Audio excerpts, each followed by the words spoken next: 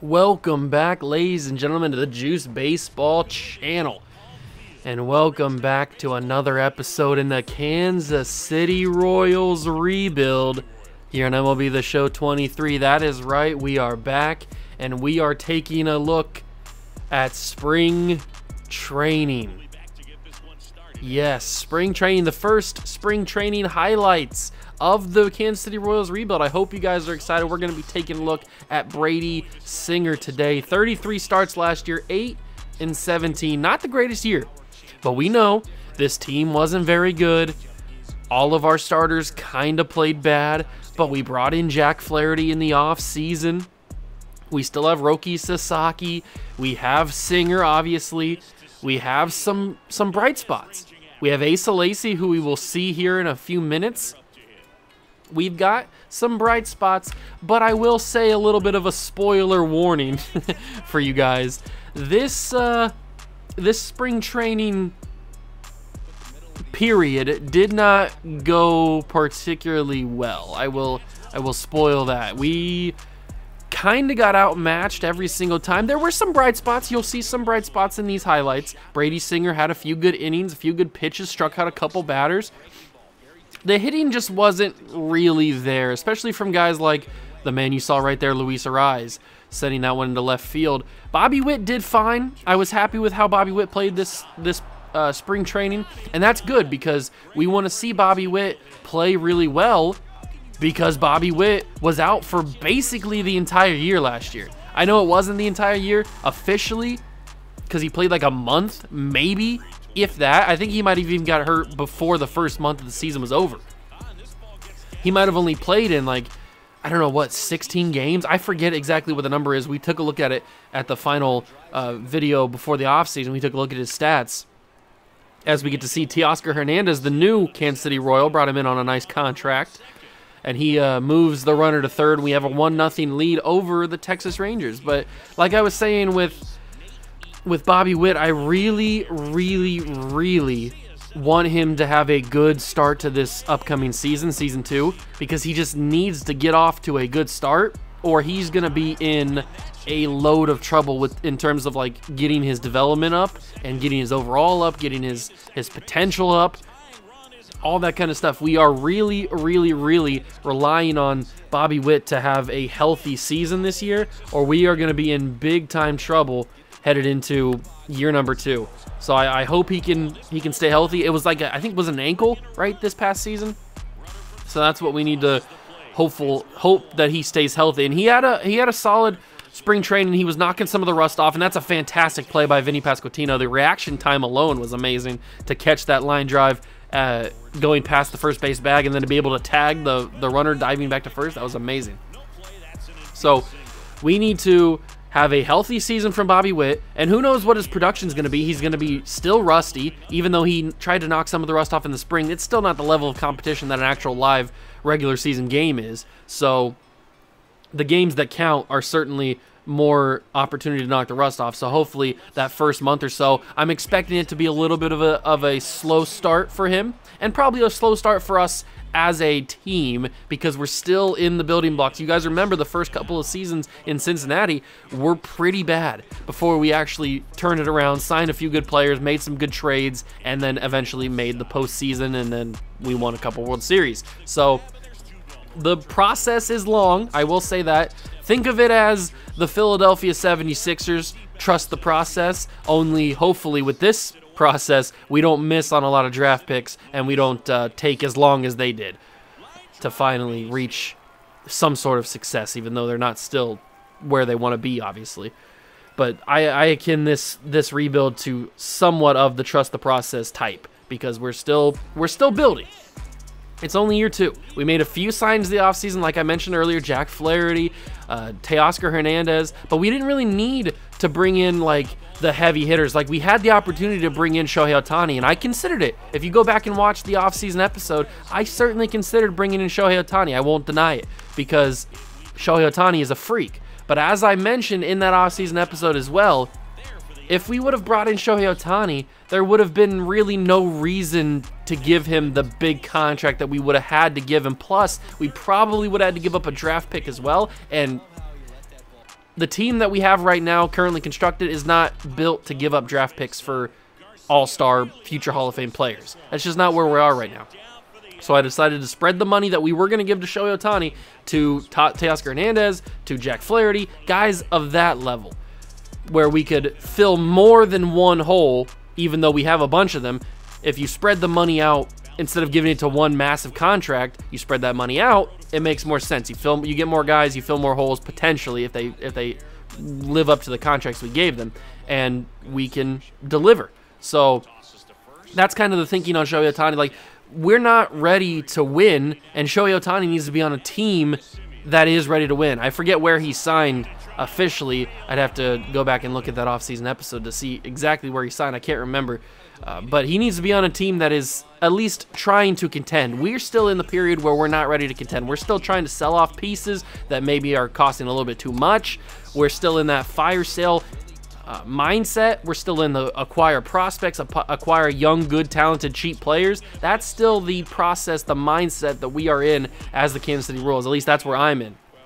As we get to see one of our young prospects, Gavin Williams, take the mound in spring training for the first time. And I will just say, Gavin Williams got rocked. And that's the case for a lot of our young pitchers. Asa Lacy, we'll see in a few minutes, like I mentioned. He got rocked. Although Asa Lacy showed some bright spots, which is good, because in the game that we started and we actually played with Asa Lacy, he showed some moments in that game too. So it seems like Asa Lacy, out of all the guys, seems to be the one that is the closest to being Major League ready. And Asa will start the season on the Major League roster. Gavin Williams won't. The other guys that we have in the starting rotation that I can't think of right now are not going to be starting. Tink Hence, obviously, is not going to start in the Major League team. He's going to be down, I think, in Double-A, I think is where I have him right now.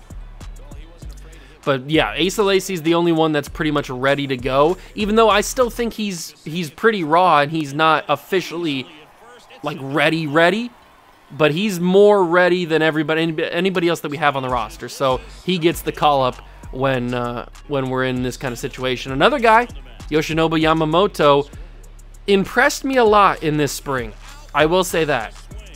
Yamamoto impressed me a lot. He had a lot of good strikeouts in some key spots. He got rocked a little bit, as a young pitcher would in spring, going up against some very tough hitters, but he bounced back. He rallied. He had some very strong pitches, some good locations, very good outing for Yamamoto in the limited action that he got, and I was very impressed with him. Very, very impressed. Some big strikeouts, as you can see right there, as he struck out Tavares.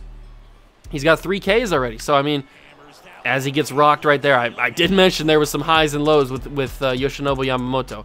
He got rocked a little bit, but he recovers. He has good location. He has good pitches. Him and Roki Sasaki could be some good young talent that we have in the starting rotation down the line. Amir Garrett, on the other hand, I know it was probably a little bit controversial to bring Amir Garrett back in the first place because he didn't really pitch that well towards the end of the season, but I'm an Amir Garrett fan. He doesn't really back me up on that when he sends a ball to the street by Jonah Heim there. Amir Garrett didn't have a good day. He got back-to-back home runs sent on him. It's going to be a rough one with Amir Garrett. It's going to be play it by ear, I would say. We're probably going to figure out by the deadline if Amir Garrett's still going to be a Kansas City Royal, or if we can get some sort of young player for him in return if he ends up being as bad as what he pitched in the spring, because he did not have a good spring at all, which kind of worries me about the contract that we gave him headed into this year. What did we pay him, like 3 years or something? 2 years, 3 years? I can't remember exactly what the contract was, but he's a little bit scary. As we see Asa Lacy, and I mentioned he had up and downs, as every young pitcher did in this spring training highlights, especially when he was going up against the Milwaukee Brewers and especially against a guy like Christian Yelich. He can take down some of the lower tier guys, but Christian Yelich, when it's a former MVP, Christian Yelich worked him. As you saw right there, smoked that ball into right field, sent down one into the stands. Lacy still got some work to do, and that's understandable. I didn't expect him to come into the big leagues and be ready to go day one. He's just not that type of pitcher. He's not that overall. He's not that potential. He's not that guy yet. But the thing that Asa Lacy has that the rest of these starting pitchers, at least in my mind, don't have just yet, maybe they can acquire sometime in the future, is that he is the most experienced and the most ready to go right now.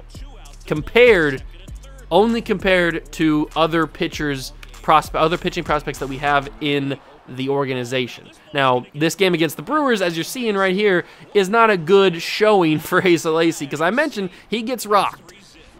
He gets absolutely clapped up by the Milwaukee Brewers. I think he only goes 4 innings in this game.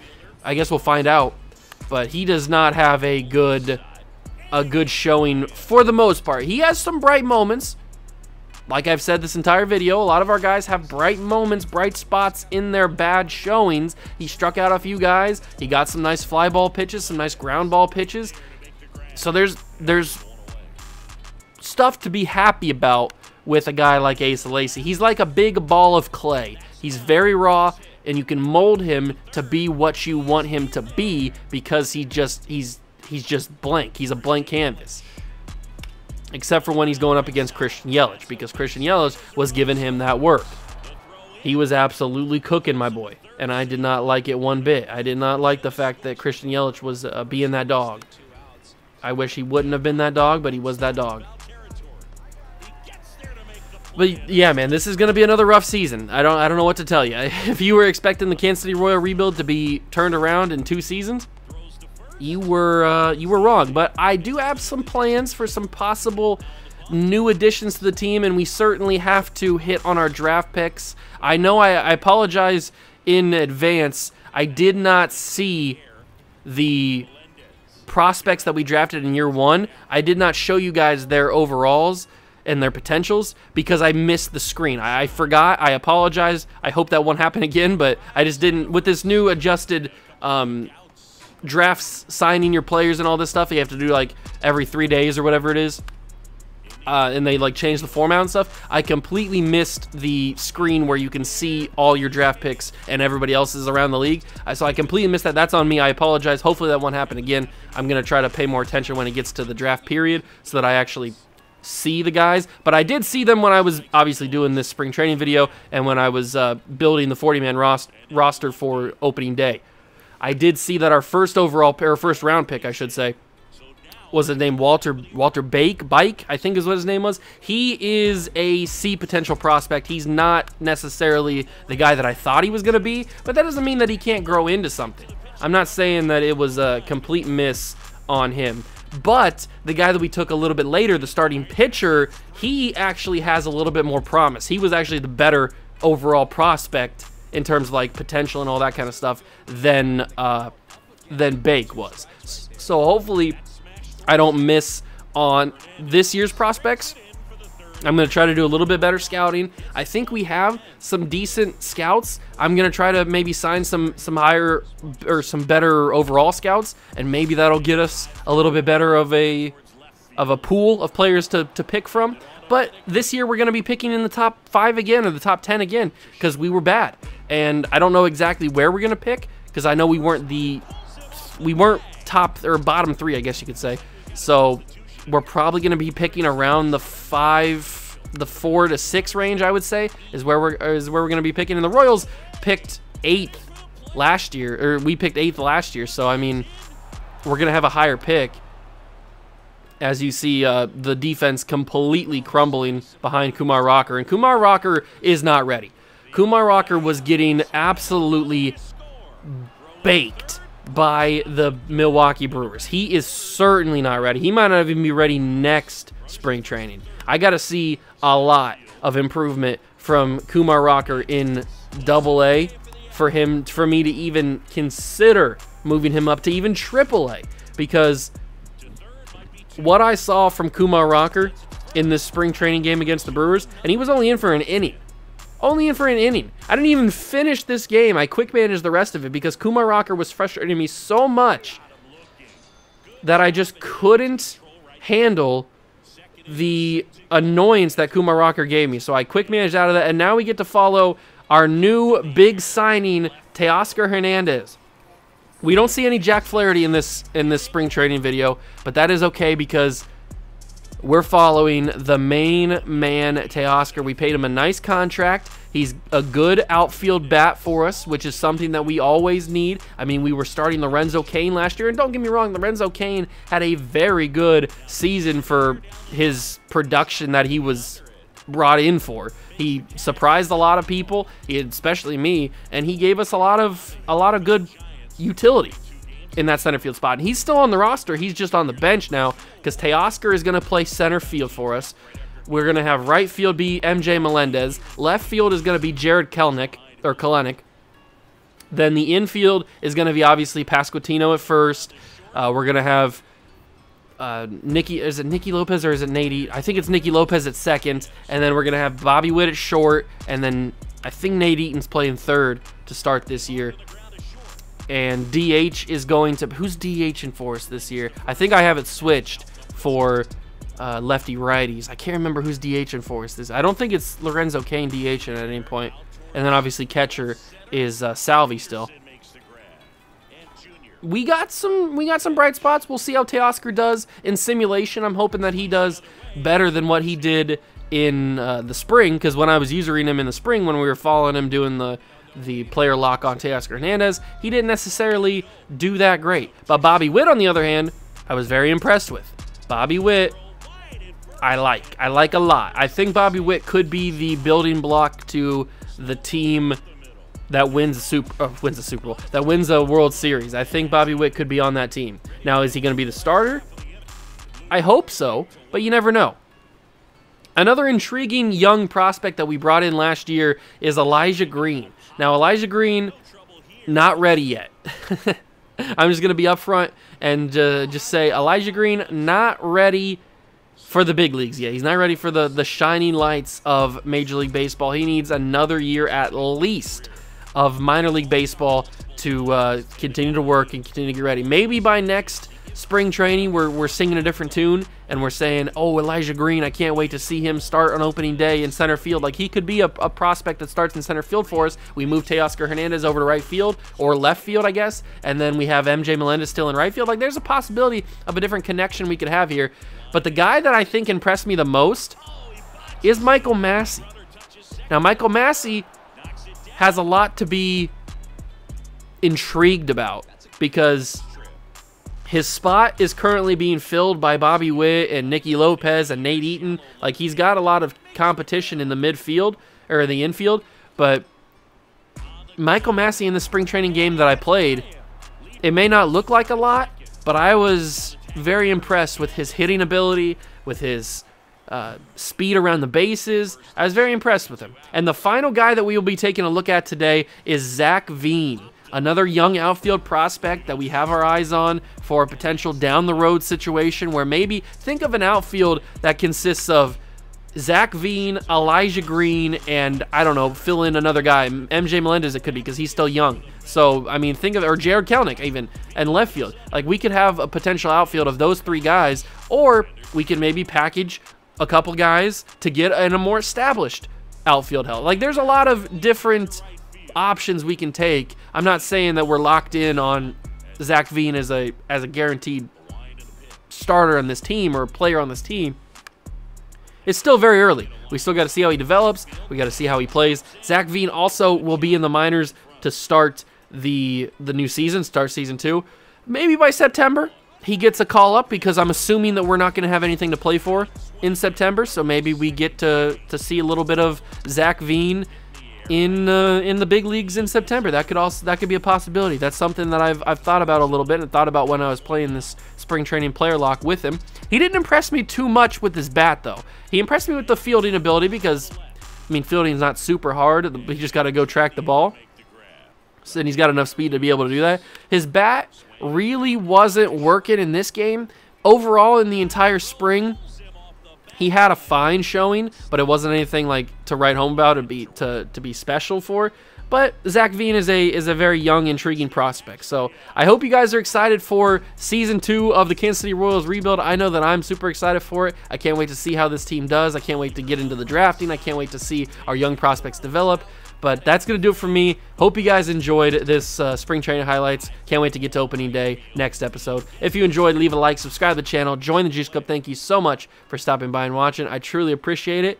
And I'll see you guys in the next episode. Peace.